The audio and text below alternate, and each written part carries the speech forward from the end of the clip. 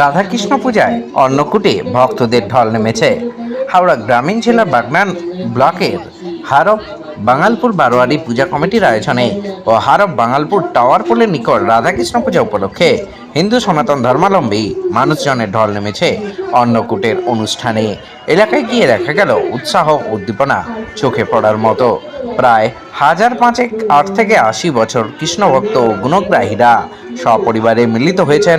আগামীকাল রয়েছে বর্ণাঢ্য শোভাযাত্রা বলে জানিয়েছেন পুজো কমিটির কর্ম উদ্যোক্তারা।